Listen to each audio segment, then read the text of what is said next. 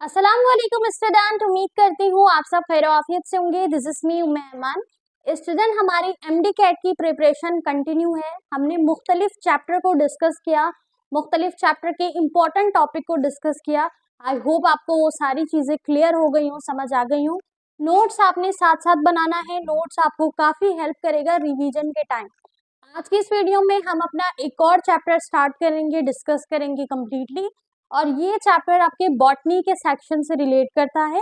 ठीक है, इस चैप्टर से मुख्तलिफ तरीके से एमसीक्यूज पूछे जा सकते हैं और रीजनिंग क्वेश्चन, कॉन्सेप्चुअल क्वेश्चंस भी आ सकते हैं। सही। सो हमारा चैप्टर कौन सा है? हमारा चैप्टर है forms and function in plant. ठीक है, तो ये चैप्टर आपका बॉटनी का है, विच मीन्स कंप्लीटली डिस्कस करेंगे हम प्लांट्स को। सो हम पढ़ेंगे प्लांट की फॉर्म्स को और फंक्शन को। सही। अच्छा, चैप्टर के टॉपिक पर आने से पहले हम अगर इस चैप्टर के नाम को ही अच्छे से समझ लें तो हमें काफी हद तक चीजें क्लियर हो जाएंगी। सही। अब देखो यहाँ पर जो फॉर्म्स लिखी है इसका मतलब है बनना। ठीक है, कि किस तरीके से प्लांट की ग्रोथ किस तरह बन रही है, उसको किस तरीके से जो सपोर्ट है वो मिल रहा है, उसके न्यूट्रिएंट्स किस तरह मुकम्मल हो रहे हैं। ठीक है, तो इस लिहाज से ये हमें फॉर्म्स जो है ना हम इसे डिस्कस करेंगे कि ये फॉर्म्स किस तरह प्लांट को फॉर्म करेगा, उसके सपोर्टिव सिस्टम में। ठीक है, उसके न्यूट्रिएंट्स में यानी उसकी न्यूट्रिशन में। सही। साथ ही उसकी जो है वो ट्रांसपोर्ट में, इन सारी चीजों में, इसके कंप्लीट प्रोसीजर में प्लांट्स की जो चीजें, सेल, प्लांट्स की ग्रोथ किस तरह फॉर्म्स हो रही है, बन रही है। इसके साथ ही हम डिस्कशन करेंगे फंक्शंस। फंक्शन भी रिलेटेड होगा किससे? ट्रांसपोर्ट का फंक्शन, ठीक है, सेल डिवीजन का फंक्शन, ग्रोथ का फंक्शन। तो ये सारा फंक्शन जो कि प्लांट के अंदर हो रहा है। सही। तो हम प्लांट के कंप्लीटली फॉर्म्स और फंक्शन के ऊपर बात करेंगे। नाउ एमसीक्यूज भी आपका इसी एस्पेक्ट से पूछा जाएगा। ठीक है, कि प्लांट की अगर जो प्लांट फॉर्म हो रहा है ग्रोथ के जरिए, न्यूट्रिएंट्स के जरिए, तो उसी से रिलेटेड के वो कौन कौन से एलिमेंट है, माइक्रो एलिमेंट कौन से हैं, मैक्रो एलिमेंट्स कौन से हैं जो कि प्लांट्स की फॉर्मेशन में हेल्प कर रहे हैं। ठीक है। अच्छा, अब हमारा वो मेजर सब टॉपिक कौन सा है जिसे हमने वन बाय वन डिस्कस करना है? The very first heading that is nutrition in plant. So हम डिस्कस करेंगे न्यूट्रिशन को, यानी प्लांट की ग़िज़ाइयत को। राइट। सो हम डिस्कस करेंगे स्टूडेंट प्लांट की ग़िज़ाइयत को। साथ ही हम समझेंगे ट्रांसपोर्ट इन प्लांट। प्लांट में ट्रांसपोर्ट कैसे हो रहा है, क्या चीज ट्रांसपोर्ट हो रही है स्टूडेंट? यहाँ पे गैसेस। ठीक है, यानी गैसियस एक्सचेंज। तो हम देखेंगे कि प्लांट में जो गैसियस एक्सचेंज है वो कैसे हो रहा है। आपकी फर्स्ट ईयर की बुक में जो चैप्टर्स आपने पढ़े हैं, डिस्कस किए हैं, तो उसमें आप लास्ट में एक चैप्टर पढ़ोगे, पढ़ चुके हो, और एमडी कैट में भी अभी डिस्कस करेंगे हम। वो चैप्टर है gaseous exchange. Right. So gaseous exchange complete individual chapter है which based on zoology, which means के वो एनिमल्स के गैसियस एक्सचेंज को डिस्कस कर रहा है, प्लांट की नहीं कर रहा। तो ये जो चैप्टर आपको फर्स्ट ईयर की बुक में प्रोवाइड किया गया था, इसमें तमाम प्रोसीजर, तमाम फंक्शंस जो हम डिस्कस करेंगे वो सिर्फ प्लांट से रिलेटेड है। सही। तो गैसियस एक्सचेंज जो होगा वो हम किस में पढ़ेंगे? ट्रांसपोर्ट इन प्लांट में पढ़ेंगे। ठीक है। सो गैसियस एक्सचेंज आपको जो अलग से टॉपिक दिया गया है वो एनिमल्स के लिए दिया गया है, ह्यूमन बीइंग के लिए दिया गया है, which relate to the zoology। Right. लेकिन बॉटनी के लिए जो हमारे पास ट्रांसपोर्ट और गैसियस एक्सचेंज है वो इसी चैप्टर में शामिल है। तो जो आपके पास एमडी कैट में एमसीक्यूज में सवाल आएंगे तो फिर वो इसी चैप्टर के होंगे। ठीक है, मे बी हेडिंग आपको गैसियस एक्सचेंज की दे दी जाए, लेकिन वो टॉपिक यहीं से लिया जाएगा, इसलिए इस चैप्टर को ध्यान से पढ़िएगा। सही। Now the next heading that is homeostasis in plant. Homeostasis आप सेकंड ईयर का पहला चैप्टर डिस्कस कर रहे हैं। सो होमियोस्टेसिस प्लांट में जस्ट डिस्कस करेंगे हम इस चैप्टर में, एनिमल्स में होमियोस्टेसिस अलग होगा। Right. Support in plant, support and movement जो आप सेकेंड ईयर की बुक में पढ़ेंगे, अभी सेकेंड चैप्टर है, 16 चैप्टर हमारा होगा। तो इस 16 चैप्टर में according to second year book, तो इसमें आप सपोर्ट एंड मूवमेंट किस में डिस्कस करोगे? अगेन जूलॉजी में, एनिमल्स में, ह्यूमन बॉडी में। लेकिन ये जो हमारे पास सपोर्ट है विच रिलेट टू प्लांट, इसलिए उसको इस चैप्टर में शामिल किया गया। ना उसके बाद last topic which is very important and essential, that is growth and development in plant. तो हम कंप्लीट बात करेंगे इन सारी चीजों के ऊपर। सबसे पहले न्यूट्रिशंस, प्लांट की ग़िज़ाइयत, इसमें हम डिस्कस करेंगे असेंशियल वाइटामिन्स स्पेशली मैक्रोमोलिक्यूल और माइक्रोमोलिक्यूल को। सेकेंड, ट्रांसपोर्ट इन प्लांट, जिसमें हम गैसियस एक्सचेंज को पढ़ेंगे। होम्योस्टेसिस इन प्लांट यानी balance and maintain of materials, ठीक है। सपोर्ट इन प्लांट, ठीक है, उसकी सपोर्ट और movement, growth and development in plant. तो ये हमारे पास कंप्लीट हेडिंग्स है, टॉपिक है, जो कि इस चैप्टर फॉर्म्स एंड फंक्शन से रिलेट कर रहे हैं। सही। नाउ अब हम इन सारे हेडिंग को वन बाय वन डिस्कस करते हैं। सही, आपको समझ आ गया हो, आई होप कि आपने किस तरह पढ़ना है, अलग अलग हेडिंग को समझ के पढ़ना है, ताकि आप हर हेडिंग से कॉन्सेप्चुअल क्वेश्चंस को अटेम्प्ट कर सको। सही है। अब वन बाय वन अपने टॉपिक की तरफ बढ़ते हैं। नाउ स्टूडेंट, अब हम डिस्कस करते हैं अपनी वेरी फर्स्ट हेडिंग को, न्यूट्रिशंस इन प्लांट। अब अगर हम बात करें स्टूडेंट न्यूट्रिशंस इन प्लांट की, सो प्लांट की ग़िज़ाइयत यानी प्लांट को किस तरीके की ग़िज़ाइयत, किस तरीके के एलिमेंट्स, किस तरीके के मैक्रो मॉलिक्यूल्स यानी मैक्रो न्यूट्रेंट्स, माइक्रो न्यूट्रेंट्स जरूरी होते हैं, एसेंशियल होते हैं, क्रूशियल होते हैं, इंपॉर्टेंट होते हैं, जो उनको हासिल करना लेना बहुत ज्यादा जरूरी है। सही, बेइंतहा जरूरी है, क्योंकि अगर उनकी डेफिशिएंसी हो गई तो प्लांट को बहुत सारे प्रॉब्लम देखने को मिलते हैं। ठीक है, स्पेशली प्लांट के लीव्स को बहुत सारे प्रॉब्लम देखने को मिलते हैं। सही। सो अगर हम बात करें स्टूडेंट न्यूट्रिशंस इन प्लांट की, अच्छा प्लांट के लीफ को अगर प्रॉब्लम होगा तो अल्टीमेटली पूरे प्लांट को प्रॉब्लम एसोसिएट होगी। क्यों? क्योंकि प्लांट के लीफ में ही तो स्टोमेटा प्रेजेंट होते हैं, जो कि इंपॉर्टेंट रोल प्ले कर रहे होते हैं फोटोसिंथेसिस में। ठीक है, क्लोरोफिल जो हमारे पास होता है, वो क्लोरोफिल कहाँ होता है? वो क्लोरोफिल लीफ में ज्यादातर पाए जाते हैं, जो कि फोटोसिंथेसिस के अमल में हेल्प कर रहे हैं। अब यहाँ पर हम फोटोसिंथेसिस का जिक्र क्यों कर रहे हैं? फोटोसिंथेसिस का जिक्र इसलिए कर रहे हैं कि जितनी भी ग़िज़ाइयत हमें मिलती है वो हमारे फूड से मिलती है। ऐसा ही है, इसी तरीके से स्टूडेंट प्लांट को जो सारी ग़िज़ाइयत, जो न्यूट्रिएंट्स, जो उसको जितनी भी नरेशन मिल रही है वो कहाँ से मिल रही है? उसकी ग़िज़ाइयत से मिल रही है, उसके फूड से मिल रही है। नाउ अब वो फूड बन कहाँ से रहा है? फूड बन रहा है ऑटोट्रॉफिक प्रोसेस यानी फोटोसिंथेसिस से। सही। तो फोटोसिंथेसिस हमने डिस्कस किया है काफी टाइम।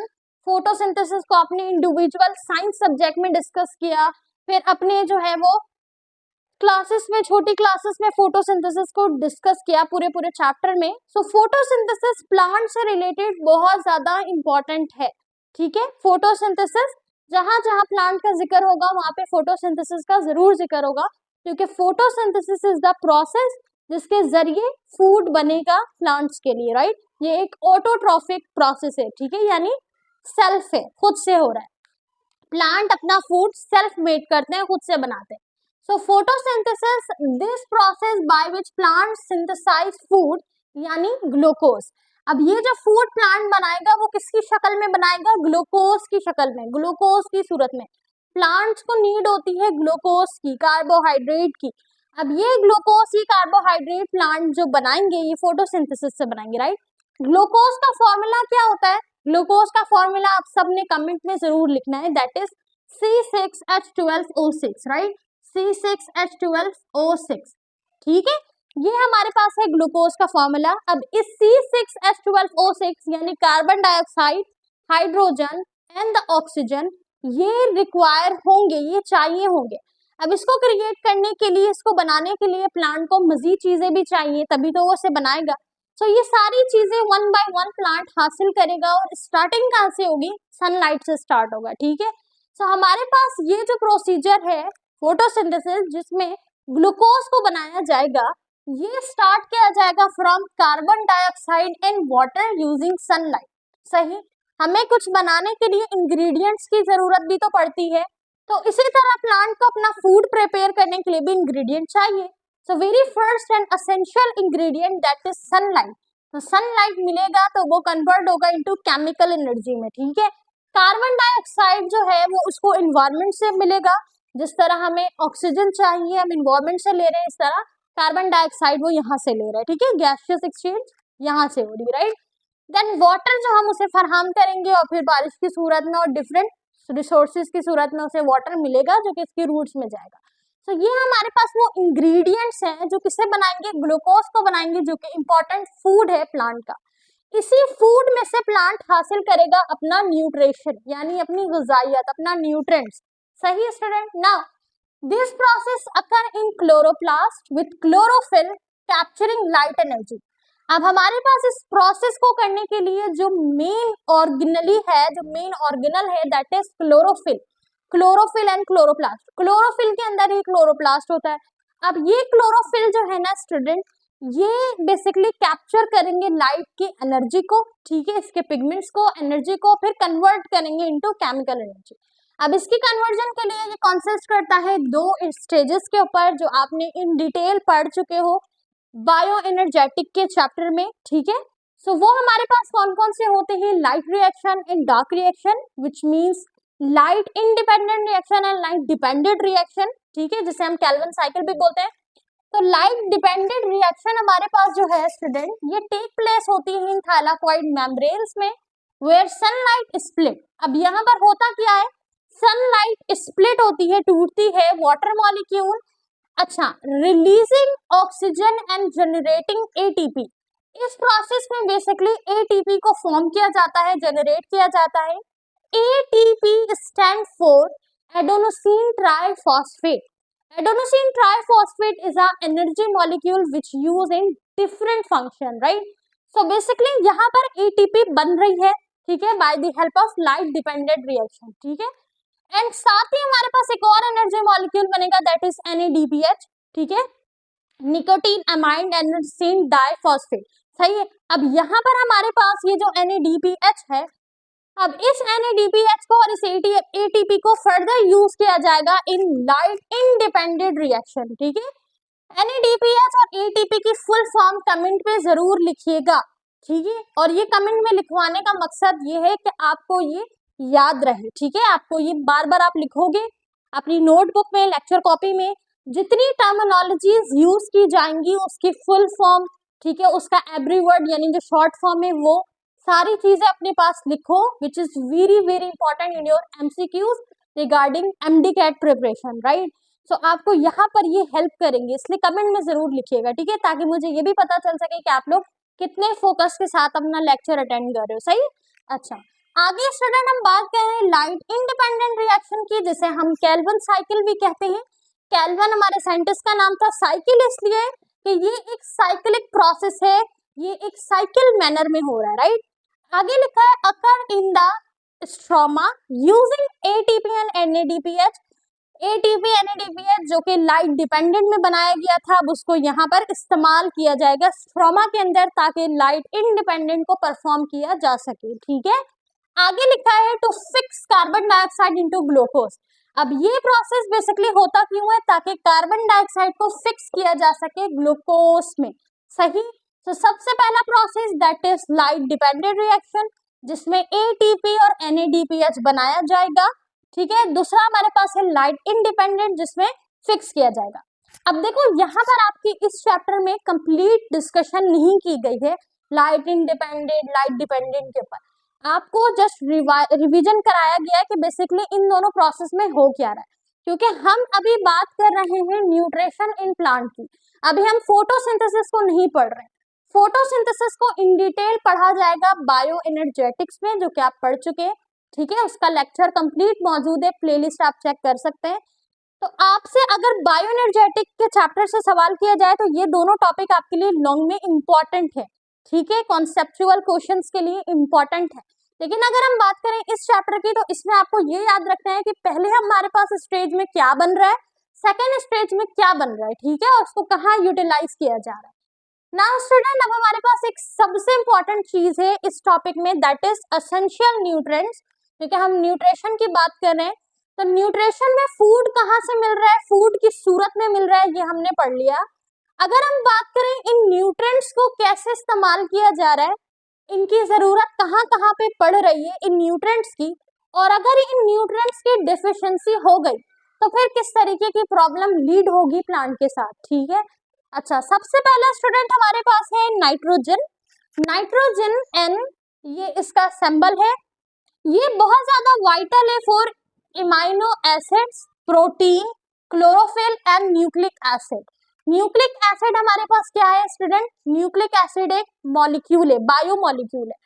प्रोटीन एक बायोमॉलिक्यूल है। इमाइनो एसिड एक मैक्रोमॉलिक्यूल, यानी कि इमाइनो एसिड बेसिकली हमारे पास क्या है? एक मोनोमर है प्रोटीन का, ये प्रोटीन को बनाएगा, ठीक है। तो ये जो है ना, इन सब के लिए, इन सारे बायोमॉलिक्यूल के लिए जो एलिमेंट सबसे ज्यादा इंपॉर्टेंट है विच इज नाइट्रोजन। अगर नाइट्रोजन की डेफिशिएंसी हो गई, कमी हो गई, सो ये लीड कर सकता है सिस्टीन ग्रोथ, यानी प्लांट की ग्रोथ पे इफेक्ट डाल सकता है। इसके साथ ही and yellowing of leaves, yellowing of leaf से मुराद पत्तों का पीला होना, यानी जो प्लांट्स के अंदर लीफ है उनका येलो होना। जब प्लांट का लीफ ग्रीन होता है, हरा भरा होता है, तो वो मजीद ग्रो करता है, मजीद नशोनुमा पाता है, ठीक है। इन टर्म ऑफ न्यूट्रिशन, ग़िज़ाइयत प्रॉपर मिलेगी तभी तो प्लांट, तभी तो कोई भी ऑर्गेनिज्म सही से ग्रोथ करेगा ना, नशोनुमा पाएगा, राइट। यहाँ पर प्लांट लीफ जो है वो येलो हो रही है, मतलब वो साइन शो कर रही है, वो सिम्टम्स दिखा रही है कि यहाँ पर it could be deficiency of nitrogen, right. So nitrogen की जब डिफिशियंसी होगी तो प्लांट अपना कैसा सिम्टम्स दिखाएगी? उसके पत्ते येलो होना शुरू हो जाएंगे। अब एक पत्ते ब्राउन और येलो होते हैं सीजन की वजह कर, जब सीजन चेंज होता है तो फिर पत्ते येलो की गिरते हैं, वो एक अलग है फिनोमेना सीजन की वजह। प्लांट वो जो ग्रोथ की स्टेज में है बट वो ऐसी सिम्टम्स दिखा रहा है विच मीन्स के वहां पे डेफिशिएंसी है, ठीक है ना। इसके अलावा स्टूडेंट हमारे पास है second element that is phosphorus. Phosphorus का सिंबल है capital P, important for ATP, DNA and cell membrane. Plant की डीएनए, प्लांट के एटीपी और प्लांट के सेल मेम्ब्रेन के लिए इंपॉर्टेंट एलिमेंट है फॉस्फोरस। अगर फॉस्फोरस की डेफिशिएंसी होती है, कमी होती है, डेफिशिएंसी का मतलब कमी आना, ठीक है। डेफिशिएंसी होगी, फॉस्फोरस की कमी होगी, सो रिजल्ट में हमें डार्क ग्रीन और पर्पलिश, यानी हमें पर्पल शेड का, पर्पल शेड आप कह सकते हो, उसका लीफ हमें देखने को मिलेगा, यानी लीफ में एक अलग ही कलर देखने को मिल रहा है, ठीक है। तो ये डेफिशिएंसी की वजह कर है, सही ना। उसके बाद लिखा है पोटेशियम। पोटेशियम का सिंबल है कैपिटल के। पोटेशियम में बेसिकली पोटेशियम का वर्क क्या है, रोल क्या है? ये रेगुलेट्स करता है स्टोमेटल ओपनिंग को, यानी स्टोमेटा के अंदर बेसिकली स्टूडेंट जो ओपनिंग हो रही है, opening and closing, stomata open और क्लोज नहीं होते। स्टोमेटा के अंदर जो बेसिकली गार्ड सेल मौजूद होता है, वो गार्ड सेल रिस्पॉन्सिबल होता है फॉर ओपनिंग एंड क्लोजिंग, ठीक है।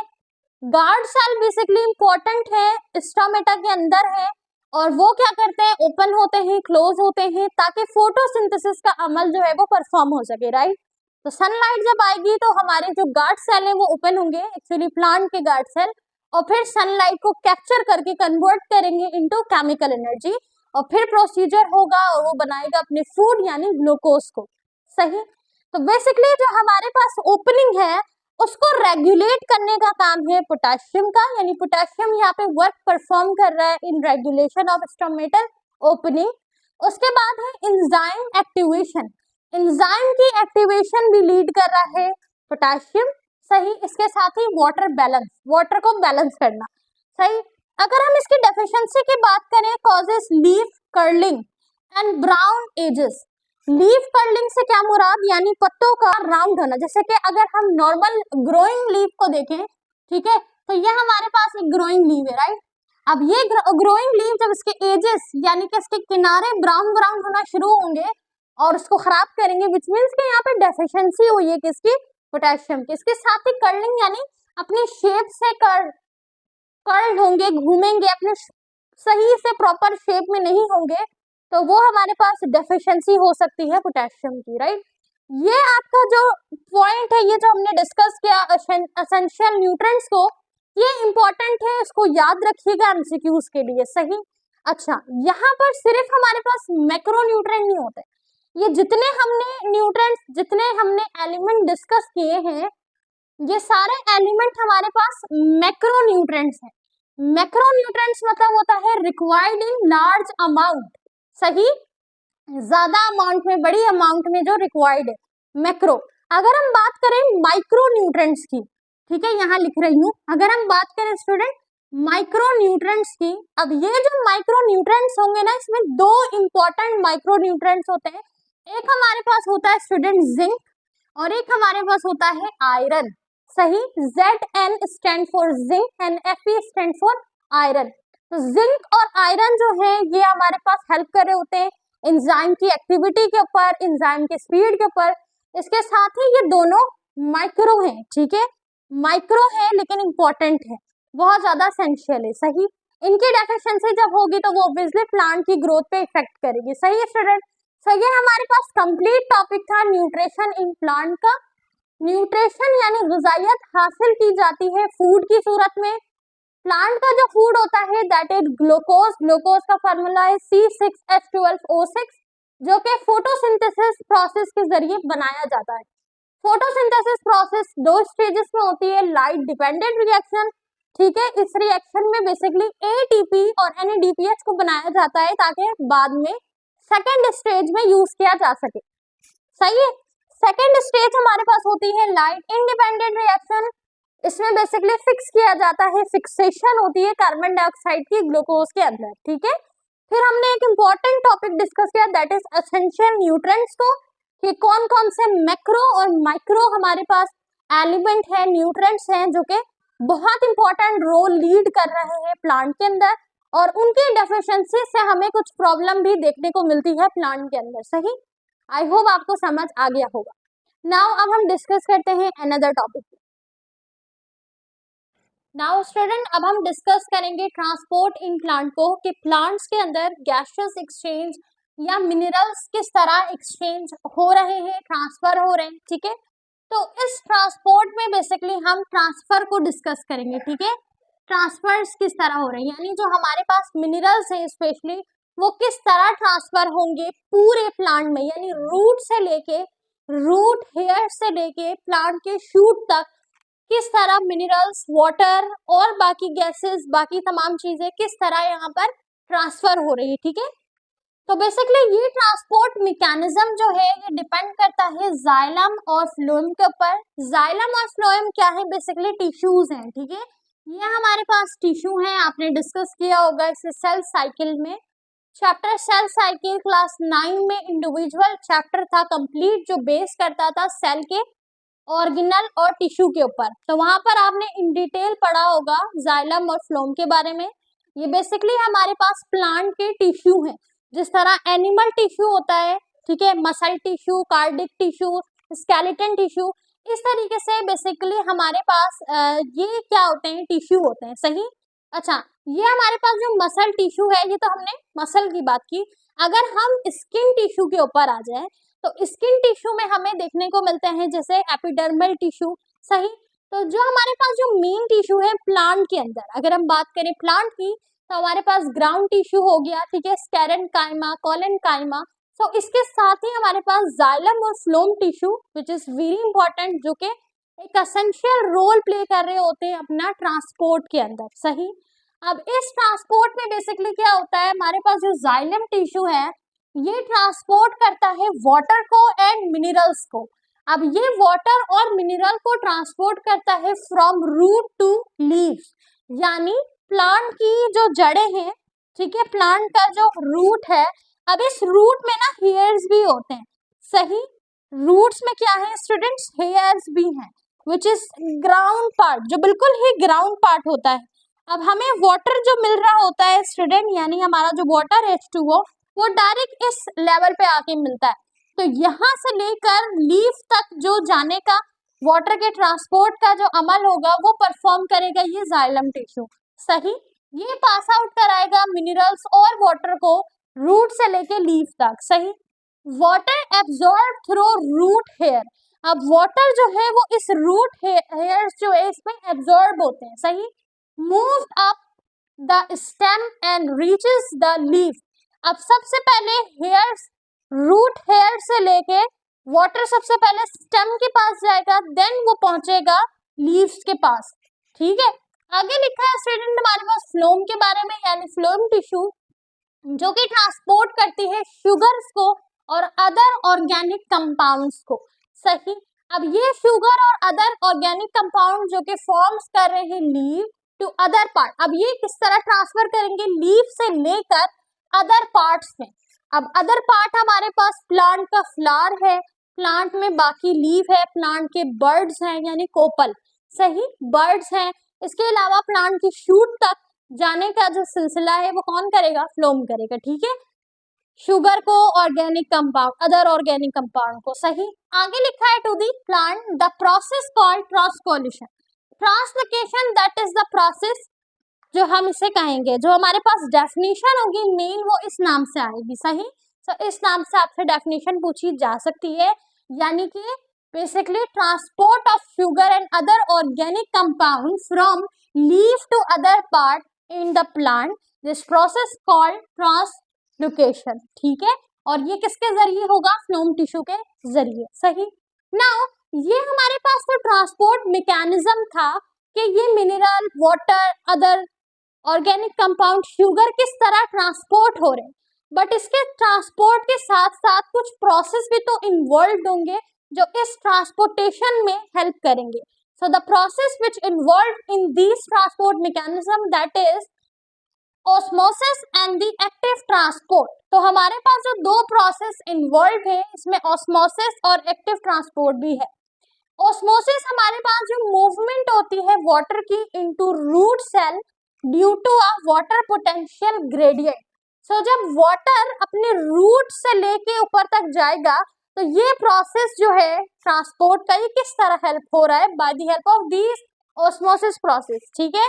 यानी लोअर से लेके हायर कंसंट्रेशन तक, lower to higher concentration osmosis जो है वो हेल्प करेगा वाटर को रूट से लेकर ऊपर शूट तक और लीफ तक पहुंचाने में, सही ना। अब हमारे पास इसके साथ ही है एक्टिव ट्रांसपोर्ट। एक्टिव ट्रांसपोर्ट ये कैसा प्रोसेस है जिसमें कंसंट्रेशन ग्रेडियंट अगेंस्ट होती है, सही। Process that absorb minerals against their concentration gradient required energy in this process which is highly required energy. Active transport, इसका नाम एक्टिव ट्रांसपोर्ट इसीलिए क्योंकि इसमें एनर्जी की रिक्वायरमेंट होती है। एनर्जी यहाँ पर यूज होती है एटीपी की फॉर्म में, एडेनोसिन ट्राइफॉस्फेट मॉलिक्यूल की सूरत में, राइट। तो यहाँ पर बेसिकली क्या होगा इस प्रोसेस में, against the concentration gradient transportation होगी, ठीक है स्टूडेंट। तो ये हमारे पास था ट्रांसपोर्ट इन प्लांट, ठीक है। इन दोनों प्रोसेस की डेफिनेशन को याद रखिएगा, सही, और इस पूरे मैकेनिज्म को एक बार अच्छे से समझिएगा। आई थिंक इस टॉपिक के लिहाज से इतना आपके लिए काफी है कि कौन कौन से टिश्यू है और कौन कौन से प्रोसेस इन्वॉल्व है, ये जरूर याद रखना है, ठीक है। अब हम डिस्कस करते हैं होमियोस्टेसिस को इन प्लांट।